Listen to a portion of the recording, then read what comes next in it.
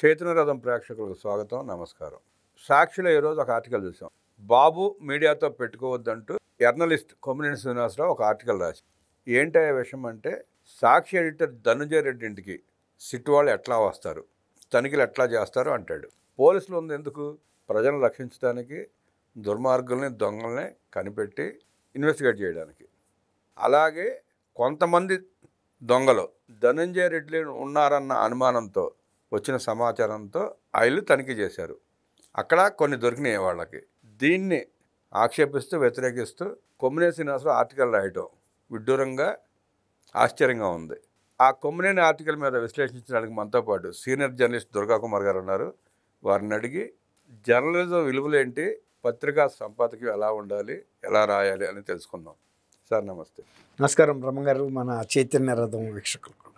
సాక్షి media వచ్చిన తర్వాత journalism ఎలా దిగజారిపోయిందో చూస్తున్నాం మనం.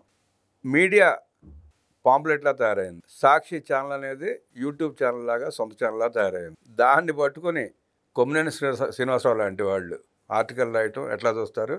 పోలీసులను కట్టడి చేద్దామన్న ప్రయత్నాన్ని ఎట్లా విశ్లేషిస్తారు? కొమ్మినేని శ్రీనివాసరావు గారు ఏమి విదేశస్తుడు కాదండి. నాకన్నా ఒక 3-4 ఏళ్ళు సీనియరు. ఆయన ఈనాడు పత్రికతోనే ఆయన జర్నలిస్టిక్ జీవితాన్ని ప్రారంభించారు. విజయవాడ నుంచి మోటూరు హనుమంతరావు గారి శిష్యరకంలోను, తర్వాత వాసుదేవరావు గారి శిష్యరకంలో. ఈనాడులో ఉన్నప్పుడు ఆయన ప్రవర్తన బాగానే ఉండేది. ఎవరైనా మంచి వాళ్ళతో తిరిగినప్పుడు మంచిగా ఉంటారు, చెడ్డ వాళ్ళతో తిరిగినప్పుడు చెడ్డగా ఉంటారు. కాబట్టి మనం కొమ్మినేని శ్రీనివాసరావు గారిని అక్కడ వ్యక్తిగతంగా తీసుకోవాల్సిన అవసరం లేదు. ఆయన కాలమాన పరిస్థితులు మారినప్పుడు ఆయన యాదృచ్ఛికంగానో ఇంకొక రకంగానో ఆయన జగన్ ఫోల్డ్లోకి వెళ్ళిపోయాడు. జగన్ ఫోల్డ్లోకి వెళ్ళినప్పుడు ఆయన బాణి పాటించాలి, ఆయన పాటే పాడాలి, ఆయన పల్లవే పాడాలి, వేరే అవకాశం అక్కడ లేదు. కాబట్టి ఆనాటి కొమ్మినేని శ్రీనివాసరావుకి ఇవాళ ఉన్న కొమ్మినేని శ్రీనివాసరావుకి అసలు పోలికే లేదు. ఆయన సాక్షి పేపర్లో ఒక ఎంప్లాయీ, అంతకుముందు ప్రెస్ అకాడమీ చైర్మన్గా కూడా కొన్నాళ్ళు చేశాడు ఆయన ప్రాపకంతో. మళ్ళీ తర్వాత ఇంతలోకి ఎలక్షన్లు వచ్చేటప్పటికి ఈ అసత్యపు రాతలు, ఇలాంటి రాతలు రాయాలంటే కొమ్మినేని శ్రీనివాసరావు సాక్షిలో ఉంటే మనకి ఎక్కువ సేవ జరుగుతుందని మళ్ళీ ఇక్కడ పంపించారు. ఆయన ఆ సేవలో తరించిపోతున్నాడు. ఆయన సాక్షి పేపరే ప్రపంచం అనుకుంటున్నాడు, ఒక బావిలో కప్పలాగా. ఆయనకి తెలియంది కాదు, సాక్షి అనేది కేవలం కాంగ్రెస్ పార్టీలో ఉన్నప్పుడు ఆ క్విడ్ ప్రోకో ద్వారా ఏర్పాటైన నిధులతో పెట్టిన సంస్థ. అది కేవలం వైఎస్ రాజశేఖర రెడ్డి గారి కుటుంబానికి పనికొచ్చే బాకా పత్రికే. ఫస్ట్లో చాలామంది ఏమనుకున్నారంటే, అప్పుడు దాకా కాంగ్రెస్కి ఒక పత్రిక లేదు, ఇది కాంగ్రెస్ ప్రచారానికి పనికొస్తుంది, వాళ్ళ అభిప్రాయాలు వ్యక్తం చేయడానికి అనుకున్నారు. తర్వాత అది కాదు అని తేలిపోయింది. రాజశేఖర రెడ్డి అట్లా కాంగ్రెస్ వాళ్ళు కూడా నమ్మించాడండి అప్పుడు. అవును, కానీ తర్వాత వాళ్ళు తెలుసుకున్నారు అది కేవలం వాళ్ళకని. తర్వాత కాలక్రమంలో ఆయన చనిపోవటం, తర్వాత అది జగన్మోహన్ రెడ్డికి పార్టీ పెట్టడం, జగన్మోహన్ రెడ్డి వ్యక్తిగత అవసరాలు తీర్చడానికి తప్ప సాక్షి పత్రిక ఎందుకు పనికిరాదండి. వాళ్ళ పత్రికే ప్రజాభిమానం ఉంటే వాలంటీర్లతోనూ సెక్రటేరియట్ ఎంప్లాయీస్తోనూ బలవంతంగా సందాలు కట్టించడం, ఆ డబ్బులు కూడా ప్రభుత్వం నుంచి ఇవ్వాల్సిన అవసరం లేదు. వీళ్ళు విలువల గురించి వాళ్ళు మాట్లాడటం అనేది ఆశాస్పదం.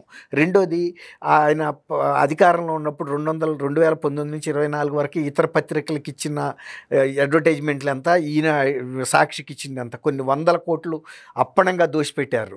ఎందుకంటే అధికారం దుర్వినియోగం చేశారు, వాళ్ళ ఇష్టం, ఎవరు ప్రశ్నించే పరిస్థితి లేదు. ఇవాళ ధనంజయ రెడ్డి గారి ఇంట్లో ఒక క్రిమినల్స్ ఉన్నారంటే ఒక్కోసారి మంత్రుల ఇళ్లలో కూడా పోలీసులు వెళ్ళి ఎతకాల్సి వస్తుంది. సపోజ్ కొంతమంది నిందితుల్ని పలానా మంత్రి గారు బంగాళాల్లో దాచారంటే పోలీసులు వాళ్ళ డ్యూటీ వాళ్ళు చేయాలి. దొరికితే దొరుకుతారు, దొరకపోతే దొరకపోతారు. వాళ్ళకి అంతకన్నా ముందే సమాచారం వచ్చి ఇంకోసారికి వెళ్ళిపోవచ్చు. ఒక పత్రిక ముసుగులో ఇలాంటి పనులు చేసినప్పుడు పట్టుకోవాల్సి వస్తుంది. గతంలో ఎన్నికలప్పుడు కూడా ఒక టీవీ ఛానల్ పేరు ఉపయోగించుకుని వీళ్ళ ఎలక్షన్ ఫండ్స్ కూడా డబ్బులు పంపించుకున్నారని తెలుసు.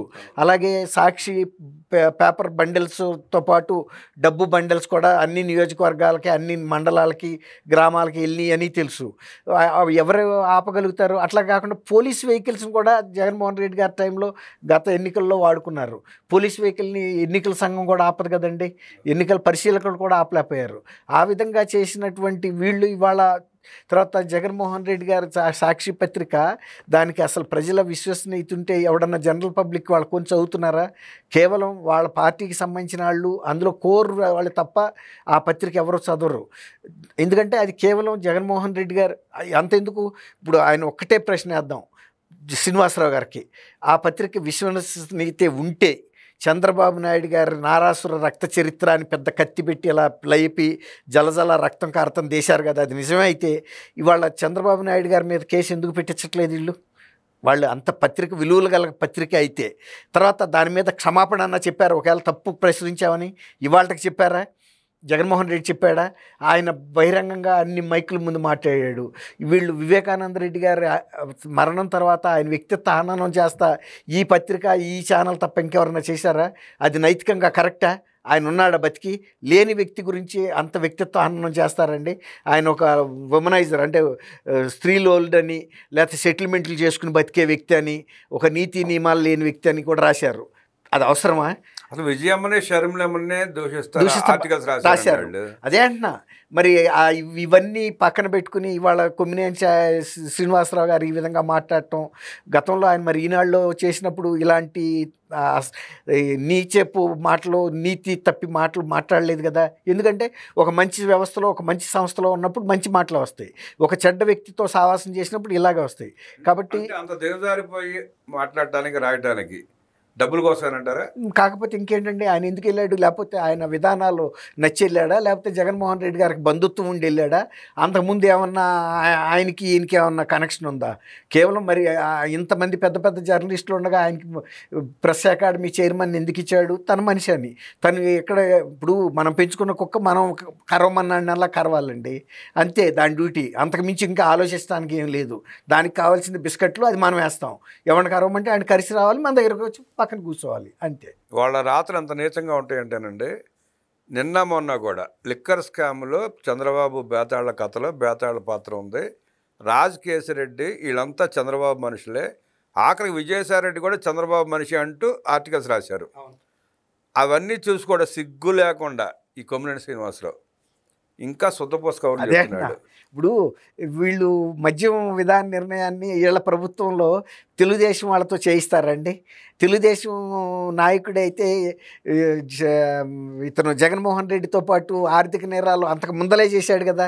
2004లో రాజశేఖర రెడ్డి గారు చీఫ్ మినిస్టర్గా ఉన్న టైంలోనే. కాబట్టి ఇవాళ వాళ్ళని బయటికి తీసుకురావటం తెలియక, రెండోది వాళ్ళు చేసిన తప్పులకి పూర్తి సాక్ష్యాధారాలు ఉన్నప్పుడు ఎట్లా తప్పించుకోవాలో తెలియక తెలుగుదేశంకి సంబంధించి వదిలేస్తున్నారు. అంతకుముందు ఆయన ఏం చెప్పాడు? నా పార్టీ నాయకుల మీద ఎన్ని అక్రమ కేసులు పెట్టినా నేను పోరాడతాను, అసలు మీరు బెయిల్ కూడా అడగొద్దని చెప్పాడు. కానీ దానికి విరుద్ధంగా వీళ్ళంతా ఎందుకు సుప్రీంకోర్టుకు పరిగెత్తున్నారండి?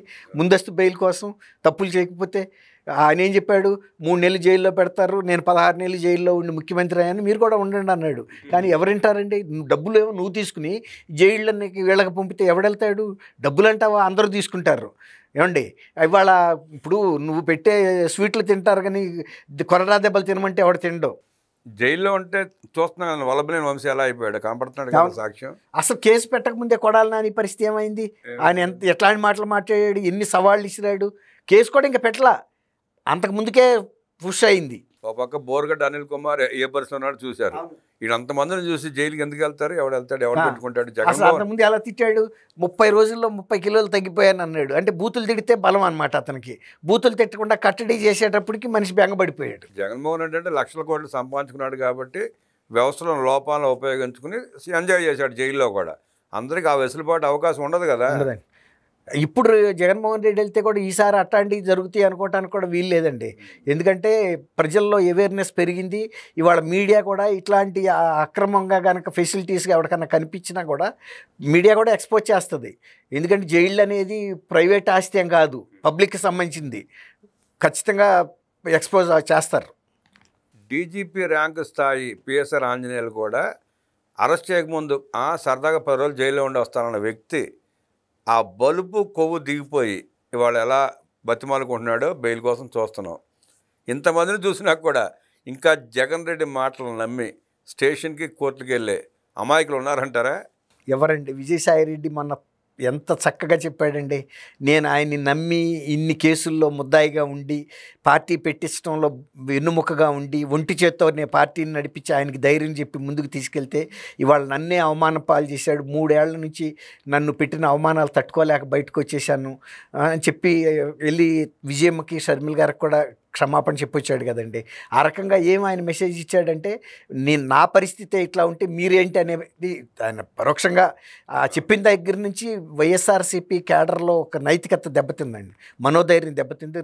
నాయకులు వెళ్ళటలేదు, కార్యకర్తలు. అందుకే ఆయన ప్రజల్లోకి రాకుండా ఇప్పుడు సంక్రాంతి తర్వాత ప్రజల సమస్యల మీద పోరాటానికి వస్తా అన్నాడు. వచ్చాడా?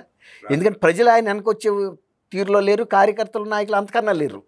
కాబట్టి ప్రజలు లేకుండా ఆయన ఏం చేయగలుగుతాడండి? ఒక్కడెళ్ళి కుటుంబ సభ్యులు ఇంట్లోనే మద్దతు లేదు, ముందు ఇంట కలిసి రచ్చగలవమన్నారు. ఇంట్లోనే గెలవలేని వ్యక్తి రచ్చలో గెలుస్తాడండి?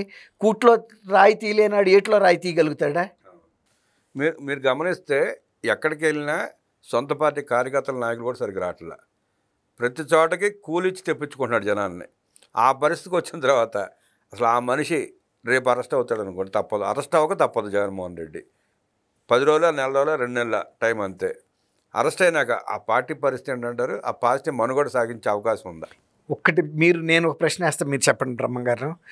తన్ని నమ్మి సంవత్సరాలుగా వాళ్ళ తండ్రిని నమ్మి కొన్ని దశాబ్దాలుగా ఉన్న వ్యక్తులు ఇవాళ ఆయన ఏ తప్పు చేయమంటే చేసి ఇవాళ తప్పుకెళ్ళిపోయే పరిస్థితి. అంటే తను ఎవరిని గురించి కూడా శ్రద్ధ పెట్టే ఉద్దేశం మీద లేడు, పార్టీ లేదు, ఏం లేదు. తను సంపాదించుకోదలుచుకున్న లక్ష్యం తను సంపాదించేసుకున్నాడండి. మీరు ఇందాక చెప్పారు సార్, ఆయనకి డబ్బు ఉంది, ఎక్కడైనా విదేశాల్లో కూడా బ్యాంకు కూడా పెట్టాడని చెప్తున్నారు. ఇక్కడ నుంచి అక్రమ డబ్బు పంపించేసి ఇవాళ ఈ రాష్ట్రం గురించి ఆయనకి ఏం అవసరం అండి? నిజంగా కనుక ప్రజల పట్ల ఆయనకి శ్రద్ధ ఉంటే ఆయన ఎప్పుడన్నా ప్రజల్లోకి రాగలిగాడా? ప్రతిపక్షంలోకి వెళ్ళిన తర్వాత అసెంబ్లీలోకి వెళ్ళి మాట్లాడా? ఎందుకు భయపడుతున్నాడండి అసెంబ్లీకి వెళ్ళటానికి? అంతకుముందు ప్రతిపక్ష నాయకుడిగా చంద్రబాబు నాయుడు గారు వీళ్ళకి 151 సీట్లు వచ్చినప్పుడు అసెంబ్లీకి వెళ్ళి మాట్లాడలేదా? ఈయన ఎందుకు అవాయిడ్ చేసి తప్పించు తిరుగుతున్నాడు? అంటే పరారీ దీనికి అలవాటు పడ్డాడు తప్ప బాధ్యతల నుంచి దాన్ని ధైర్యంగా ఎదుర్కొనే ఉద్దేశం, పార్టీని ముందుకు తీసుకెళ్లే ఉద్దేశం ఆయనకి లేదండి. అట్లా ఉద్దేశం ఏముంటే ఇంతమంది నాయకుల్ని ఆయన నా మనుషులు కాదు, ఎవరో మనుషులు, ఏదో పార్టీకి చెందిన వాళ్ళు అని మాట్లాడుతున్నాడంటే ఆయన మొన్న అతను మురళీ నాయక్ ఇంటికి వెళ్ళి ఒక విషాదమైన ఘట్టంలో తల్లిదండ్రి వేదన చెప్తుంటే ముషిముషి నవ్వులు నవ్వుకుంటే ఇటు అటు చూస్తున్నాడంటే ముఖ్యమంత్రి అని అదే సందర్భం అండి. అంటే ఆయన మనసు అసలు అంటే ఒక ఆరోగ్యకరమైన మనిషిగా ప్రవర్తిస్తున్నాడా? ఒక మాజీ ముఖ్యమంత్రి నువ్వు, ప్రతిపక్ష నాయకుడిగా కూడా ఉన్నావు, ఒక రాజకీయ కుటుంబం నుంచి వచ్చావు, ఎక్కడికి వెళ్ళి ఎట్లా ప్రవర్తించాలో కూడా బేసిక్స్ కూడా తెలియని పరిస్థితుల్లో ఆయన్ని మొయ్యాలని కొమ్మినేని శ్రీనివాసరావు గారు లాంటి వాళ్ళు ప్రయత్నిస్తే మాత్రం ఆయన ప్రజల ముందు ఆయన గాలి ఆయనే తీసుకుంటున్నప్పుడు ఎవడో ఆయన్ని పైకెత్తగలుగుతాడు? బ్రహ్మం గారు మీరు అన్నట్టు విజయసాయి రెడ్డి లాంటి బయటకు వెళ్ళిపోయారు. మరి సూర్యుడు లాంటి వాళ్ళే నమ్మకాన్ని మనుషులు వెళ్ళిపోయారు. తల్లి చెల్లికి మించిన వాళ్ళు ఎవరు ఉండరు. మరి కేవీపీ రామచంద్రరావు కూడా చాలా దగ్గర మనిషి, బాగా తండ్రి లాంటి వ్యక్తి. ఆయన వెళ్ళిపోయాడు. ఎవరో లేరండి. ఈ ఆకులో ఓకలో ఆకు కొమ్మినేలు లాంటి పెద్ద లెక్కేం కాదు. సొంత బాబాయ్ అడ్డం వస్తున్నాడని తీసేశాడు కదా. ఎవరన్నా కుటుంబ పెద్దని, తండ్రి తర్వాత తండ్రి అంత వ్యక్తి ఆయన అడ్డం వస్తున్నాడని ఆయన్నే తొలగిస్తే ఇవాళ శ్రీనివాసరావు గారు వెళ్ళి ఆయన పల్లకి మోస్తే మాత్రం అది నిలబడుతుంది. ఇక్కడ మౌలికమైన ప్రశ్న, జగన్మోహన్ రెడ్డి దోచుకున్నదంతా విదేశాలకు తరలించేశాడు, మ్యాక్సిమం తరలించేశాడు. ఇక్కడ ఉన్న ఆస్తులు కానీ మీరు సాక్షి తీసుకోండి, భారతీయ సిమెంట్ తీసుకోండి, ఏమన్నా సిబిఐ ఈడీ అటాచ్మెంట్లో ఉన్నాయి. అవి ఎప్పుడు తేలితే తెలియదు. అవి తేలని పరిస్థితుల్లో అసలు జగన్మోహన్ రెడ్డి ఎప్పుడు దేశం వదిలిపెట్టి పారిపోతాడో కూడా తెలియని పరిస్థితి. పారిపోయినా చేసేది కూడా ఏమీ లేదు. అంటే లక్షల కోట్లు తరలించేశాడు కాబట్టి వీటితో పెద్ద ఈ 1000 కోట్లతో పెద్ద పోయేదేమి లేదు. ఈ కేసులు ఇరుక్కునే కోర్టులో కేసులు తేలేనో లేదో ఎప్పుడు తేలితే తెలియదు. 10 ఏళ్ళు పట్టచ్చు, 20 ఏళ్ళు పట్టచ్చు. అప్పుడు కదా శిక్షలు పడేది. ఈలో పారిపోతే అసలు ఈ గోలంతా ఉండదు కదా. ఆడెవడో స్వామీజీ వెళ్ళిపోయి సొంత దేశం పెట్టుకున్నట్టు. నిత్యానంద స్వామి ఎట్లాగే జోగానంద స్వామిని పేరు పెట్టుకుని దేశం కొనుక్కున్నా ఆల్రెడీ కొన్నాడు అంటున్నారండి. లండన్ దీవి కొన్నాడని చెబుతున్నారు. కొనగలడు కూడా, తనకి పెద్ద ఇష్యూ ఏం కాదండి. మీరు అన్నట్టు ఇక్కడ సీజ్ అయిన డబ్బులు ఒకవేళ కనుక జప్తులో ఈ ప్రభుత్వం స్వాధీనం చేసుకున్న ఆయనకు వచ్చిన ఇబ్బంది ఏం లేదు. ఇంతకంటే కూడా పెద్ద ఆస్తులు విదేశాలు అన్నింటిలోనూ ఉన్నాయి. ఇప్పుడు ఇక్కడ రాష్ట్రంలో కనుక దేశంలో ఎక్కడికక్కడ ప్యాలెస్లు ఉన్నట్టు విదేశాల్లో కూడా ఆయనకి ప్యాలెస్లు ఉన్నాయి. కాబట్టి జగన్మోహన్ రెడ్డికి పోయేది ఏం లేదండి. ఆయనకి అసలు డిప్లొమాటిక్ పాస్పోర్ట్ ఇవ్వటమే తప్పు ముఖ్యమంత్రిగా ఉన్నప్పుడు. ఎందుకంటే ఆయన ముఖ్యమంత్రి కాదు, అనేక కేసుల్లో ప్రధాన ముద్దాయి. ముద్దాయిగా ఉన్నప్పుడు అసలు ఆ డిప్లొమాటిక్ పాస్పోర్ట్ ఇవ్వకూడదండి. దాని మూలన సొంత విమానాల్లో వెళ్తూ అనేక విలువైనటువంటి నగలు లేకపోతే గోల్డ్, ప్లాటినం లాంటివి కూడా తీసుకెళ్ళిపోయాడని చెప్తున్నారు. తీసుకెళ్ళి ఉండొచ్చు, విదేశాల్లో బ్యాంకులు కూడా పెట్టాడని చెప్తున్నారు. ఎందుకంటే ఇక ఫ్యూచర్లో భవిష్యత్తు అంతా అక్కడే ఉంటుంది కాబట్టి. ఆయన మీరు అన్నట్టు వెళ్తే కూడా తీసుకొచ్చే పరిస్థితి లేదు. నీరవ్ మోడీనిను అతను మ్యాక్డవెల్లో అతన్ని తీసుకురాగలిగారా? ఇది కూడా అంతే.